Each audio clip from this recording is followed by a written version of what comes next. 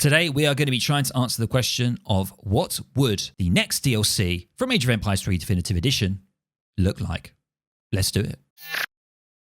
Right, ladies and gents, I'm going to be providing you with my theory. So I want you guys to watch this video. Let me know down in the comments below how much of it you agree with, what you would like to see if there was going to be a new DLC. We've been seeing all manner of things, new achievements being loaded into Steam, 20 new achievements being loaded into Steam, and there's a lot of rumors about there's going to be something coming. People can start to feel it. So I'm going to be giving you my thoughts, and I hope you guys can stick with it because I think I've sort of stumbled across something that other people haven't really noticed. So let's get straight into it.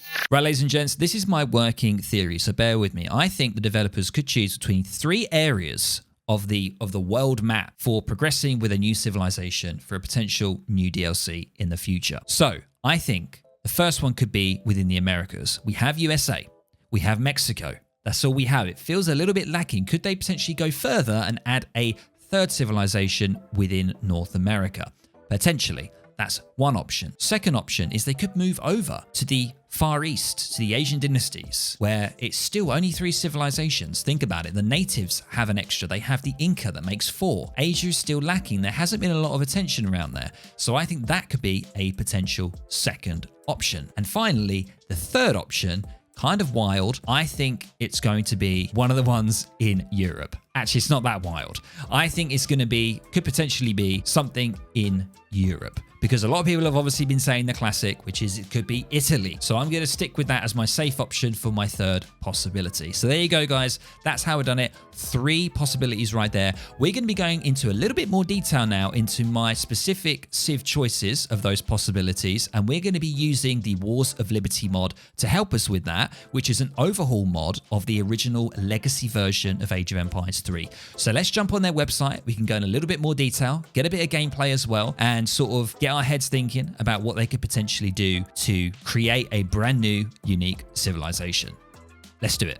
Right, guys, the first one is, of course, the Canadians. So this is my North America choice because at the moment, as I mentioned, we have USA, we have Mexico. Could they make it a nice round 3 with the Canadians? So let's have a look at the Wars of Liberty mod page here. I will leave a link down below in my comments for this so you can scour it. There's over 40 civilizations to this mod, and they do go in quite a bit of detail on the page here, and I'll be providing you with some gameplay footage throughout as well. So we can see here that the Wars of Liberty, the Canadian economy is based on the abundance of maple trees in the place of the world. So what it means is there's some bonuses here. We have maple trees. The most striking bonus about the Canadians is that with every building they construct, they also receive additional trees to cut down. Now, this is kind of wild because then it moves on to their weaknesses, which is the wood cost, where Canadians need wood to age up. Now, I think that is a little bit too far out. I don't know, it might not be, but let's look at all the civilizations. All the civilizations, correct me if I'm wrong, need either food or gold to age up. This would be groundbreaking. It would be something very, very new. However, I think the developers, they are going to put Canada in the group of USA and Mexico. They're going to want to try and have some similarities, just like they do with Asia and the natives and the Euro civs. So I don't think that will be the case. I think something to look at definitely is potentially around the maple tree element. Maybe that they're very good at cutting trees. They're a lot faster at cutting trees. We can see here that they have a unique house building, which is called the log cabin, which is really interesting. So you could do something with that potentially. And also they've done this strange thing here where they've got like a subdivision of military units. They have both New France and New England. Maybe there could be a potential choice that you make at the start of the game or maybe into Age 2 where you make a choice and that determines your military unit roster. That might make Canada maybe too versatile, might be able to adapt too well. Who the hell knows? But that's kind of crazy. We can see here that we've got an array of units. I'm going to try and pronounce some of these, but we have like for New France, we have the Mousquetaire du Roi, which is a heavy infantry unit with great melee damage. We've got the Metis Rebel, which is a light infantry unit with good armor. We've got the Mississauga horse, a melee cavalry unit with a bonus against siege units. And then we move on to the New England side. So we have the Foot Guard, a grenadier type unit, cheap and efficient. We've got Fencible, a light infantry unit with long range, good at infantry and artillery, which is strange. We've got the Mountie, a tanky ranged infantry unit, and Blackwatch, a tough heavy infantry unit with a longer range than most units. So yeah, it's kind of crazy, kind of interesting. We can look at the statistics here and it breaks it down, and it looks like they're more of a defensive and tactical civilization rather than more military based. But I think there could be something there, especially with the subdivision of military units. That seems very interesting that you can select that, which is kind of similar to the USA and Mexico. When you age up, you get access to new cards, depending on what you age up, and that changes how you play the game. So they could maybe do something around that where it actually changes your whole military roster that you can get out of your military buildings. So there we go, guys. That is my first choice of a potential choice that I think the developers could choose in an upcoming DLC, Canada in North America. Right, ladies and gents, my second possibility the devs might go for if there would be a new DLC, and that would be the Koreans. Now, because the Asians haven't really had a lot of focus on the Asian dynasty civs, there's been no extra real content for them. I think there's a real possibility that we could be seeing a civilization nestled in there to make it 4 rather than just the 3. So we have the Koreans here. Now, of course, one of the great things about the Koreans is we see here, they rely almost entirely on long distance attacks. Most Korean units are ranged, and Korea's artillery is really strong, especially compared to those of our other Asian civs. Its naval force is also quite a challenge for every opponent. And I think this would be really great, having a civilization that is more sort of siege orientated, longer range, more skirmish style. I think this could be really exciting and would be a great sort of civilization in addition to the Asian dynasties as a whole. So let's have a look at some bonuses here. We have the religious embassy. So the Koreans have a building that combines both the embassy and the temple. They work with the faith instead of export and ally to religious orders. Now that is something that is sort of an overhaul that the Wars of Liberty mod have done. So I'm not going to touch upon that too much. But if we have a look here, we have the banner fleet. They train ships in blocks, saving both in costs and training times. That is something awesome. You know, just like the Russians, for example, they train in batches of units. What if you could do that for your naval units? That would be kind of wild. You know, you could have a civ that is really, really good on water is able to do that. So that banner fleet there bonus is really interesting. Also, you've got very religious. Whenever you train a villager, you also gain some faith. Now, you could maybe switch that up and say you gain export. So there could be like an extra export trickle that you get when you train a villager, something like that, you know, where, you know, you can get the consulate down a lot earlier, enables you to have more tempo, something crazy like that. Obviously, don't want to make it too overpowered. We've got to bear that in mind. Their weakness, good only at range, of course. And we have a look at some of the unique units and buildings that the Wars of Liberty team have come up with. So we have the Victory Gunner. We've got a hand cannon unit here. We've got the Myeonggong, which is a Korean archer with excellent range. We've got the Dangpa Spearman, a Fire Lancer. That's really awesome. Think about that. A Fire Lancer, Korean heavy infantry rocket launcher. And we have, of course, further down, we have the Hwatcha, which is the Korean artillery unit, which is kind of like the nest of bees that you see in Age of Empires 4. That would be absolutely amazing to see that in Age of Empires 3. And just seeing more variety in siege units and gunpowder would be really, really awesome. So there you go, guys. That's what I think my sort of second possibility could be for a new DLC. Let me know what you think, of course, down in the comments below for that. And we're going to be moving on to my third possibility. So let's do it.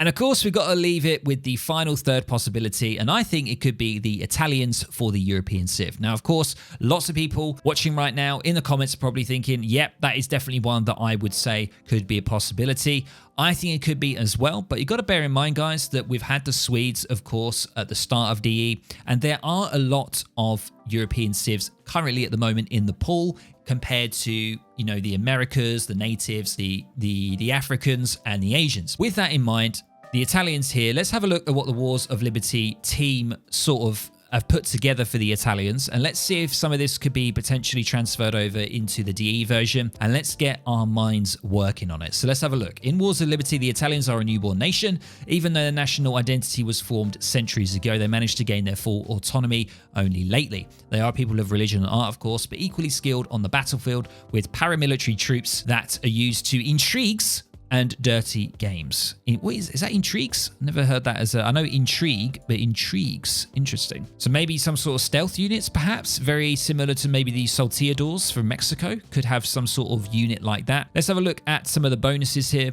So we have Catholicism, which is they already start the game with a religion choice. That's a mechanic in Wars of Liberty, so we don't need to worry about that. God protects us all. This is very interesting. Look at this. With their statues, they can protect an area from being attacked by natural disasters. That is once again another mechanic in the Wars of Liberty. However, this part also, enemies cannot build close to them, and they even reveal spies. Very, very interesting. So maybe we could have some sort of Zerg creep mechanic where you build a building and you just enemies cannot build anything in a very sort of small radius. And that could be really, really good for denying forward bases. Think about it. You could try and predict where your enemy's going to put a forward base. You could put a statue out there or a couple of statues, and it could be seen as a very sort of defensive but also offensive civilization because you could put your own forward base next to your statue. So something very interesting there.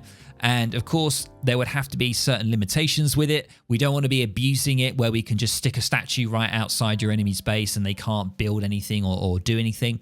But that is very, very interesting. And something else, speaking of interesting, we have this, the architects and merchants. Now, I believe there was something within the Steam game files that had the words or the word architect in it, or architect model or something like that, I believe. This is something that maybe the Explorer could be called the architect, who knows? But the Wars of Liberty team have said that the Italians have two types of villagers, and this is very, very different to any civilization right now. They have two types of villagers. The merchant will collect resources but can't build, and the architecture, of course, can construct architectural wagons that build specialized buildings. We have a kind of crazy thing where you have villagers that might be able to collect at a higher rate, but they can't build buildings. And then maybe you have architects that obviously can only build buildings. Maybe they build them faster than normal villagers. Maybe they cost more than a standard villager. Who the hell knows? I think that's a wild and crazy thing. I'm not too sure if the devs would put something like that together, because when you have a civilization amongst the Euro civs, you kind of want to keep it sort of in keeping, or 70% of it in keeping with the other civilizations. You don't want to go too far out, but then you don't want to be too basic. So you want to have that sort of middle ground, but something definitely to ponder on. And we can see here their weakness is they've got a weak army. The strength of the Italians lies on their subterfuge and underhanded tactics, having a subpar regular army, which is even worse on close combat. So maybe, as I say, maybe a lot of the units have stealth, so it requires more micro, and more positioning rather than just brute force. That is a potential there. We do see some unique units and buildings here. Of course, we've got the marble statue at the bottom, which is the one that we just mentioned about sort of preventing enemies from building. We have a powerful version of the temple, which you can exchange coin for faith. So maybe you could exchange coin for further XP.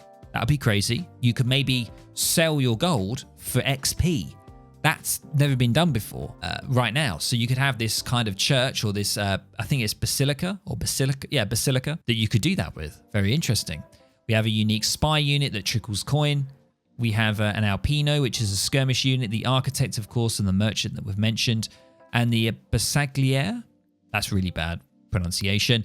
A musketeer with greater range but less HP and damage. So very, very interesting overall. So there we go, guys. That's my 3 possibilities that I think could be chosen for an upcoming DLC.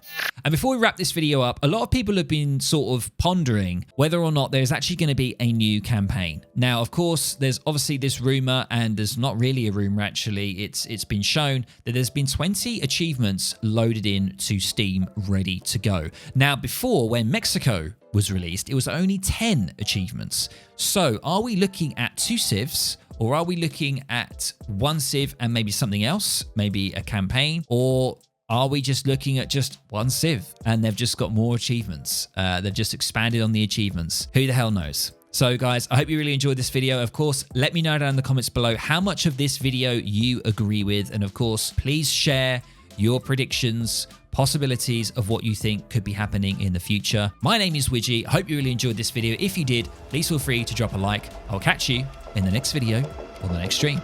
Catch you later, guys. Bye.